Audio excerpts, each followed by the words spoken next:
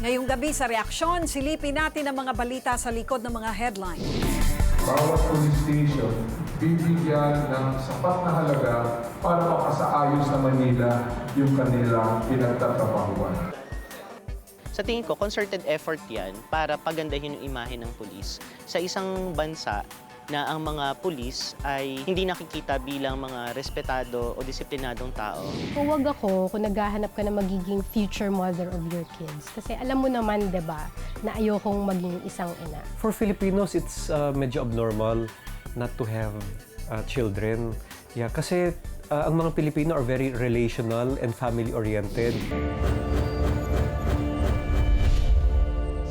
Katatapos lang maibigay ang mga bagong baril at kagamitan sa PNP, isang bagong proyekto na naman ang nais ilunsad ni DILG Secretary Mar Rojas. Ngayon, ang puntirya niya, mga dugyot na presinto na kailangan daw ng matinding makeover. Ano naman kaya ang reaksyon ng mga pulis sa panukalang magbabalik raw ng dignidad sa kanilang serbisyo? Narito ang report. Nababakbak na pintura, inaanay na mga kisame, lumang mga mesa, at mga banyong may bara. Ilan lang yan sa mga problemang sumasalubong sa ating mga pulis tuwing pumapasok sila sa kanilang opisina. Isa na dito si Renato Ocampo. Halos 3 dekada na siyang inspektor sa Traffic Sector 4 ng Station 10 sa Quezon City Police Department. Halos kasing tanda na niya ang mga mesa at cabinet na kupas na ang pintura. Sa mismong mga dingding na lang rin naka-scotch tape ang ilang mga directory na kailangan niya sa trabaho. At sa bawat araw na ipinapasok niya para respondehan ang mga aksidente sa kalsada, nagtitiis siya sa mainit na opisina. Ito ma'am yung aircon, kaya lang medyo may kahinaan na lamig kasi may kalumaan na. More than 5 years na ma'am yan, yung aircon na yan. Pinapa-repair na lang. Pwede pa naman kaya lang tsaga-tsaga na lang. Kapag naman nagtawag ang kalikasan, kailangan magtiis ni Renato at ang mga kasamahan niya sa debuhos na inidoro. Maayos na ito, paayos na ito. Ito ma'am yung pinaka-CR namin, pero ang ginagawa namin dyan, pinapa-linis na lang namin araw-araw, umaga't hapon sa boy namin dito sa opisina. Pati lababo nila, nakatabingi na dahil kulang sa tornilyo. Ito yung pinaka-ano nito, kaya lang na ano na yung tornilyo eh. Kaya bumigay na. Ayun na, bumigay na talaga. Tinanggal ko na. Kagaya ng presinto ni Renato, marami na raw sa mga istasyon ng pulis sa buong bansa ang nangangailangan ng matinding renovation. Matagal kasing napabayaan ang mga ito at dahil kulang sa pondo, wala silang magawa kung hindi pagtsagaan na lang ang mga opisinang dugyot at lumang-luma na.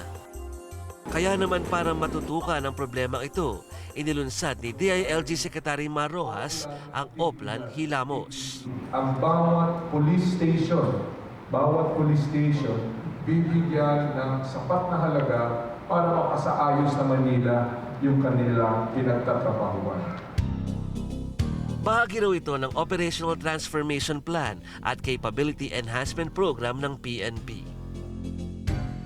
Target ng Oplan Hilamos na mapaganda at maipaayos sa mga sira sa mga istasyon ng pulis.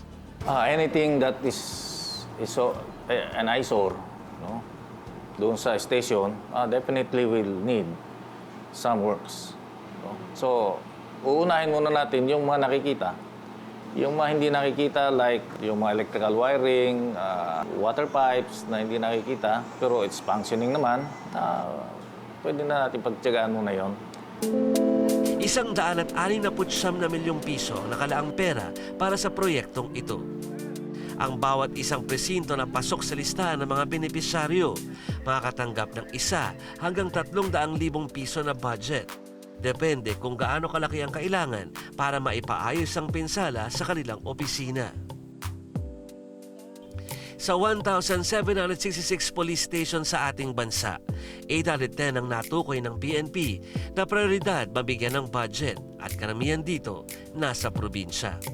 Ang medyo marami-rami tayong problema ay yung mga nasa far-flung areas na yung mga local government units natin hirap din para sa kanilang needs. So yung police stations natin ay medyo hindi nila mabigyan ng tulong para i-refurbish yung office.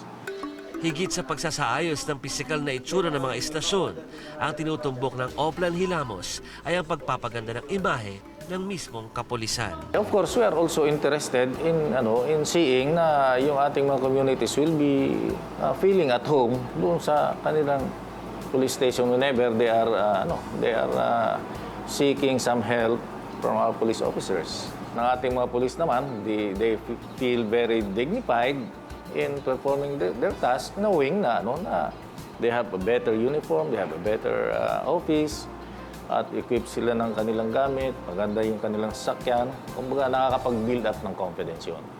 Pero para kay Professor Michael Andrada, isang sociologist, kahit ilan pang makeover ang gawin sa mga pulis, hindi pa rin magbabago ang turing sa kanila bilang kinaiilagan ng mga tao.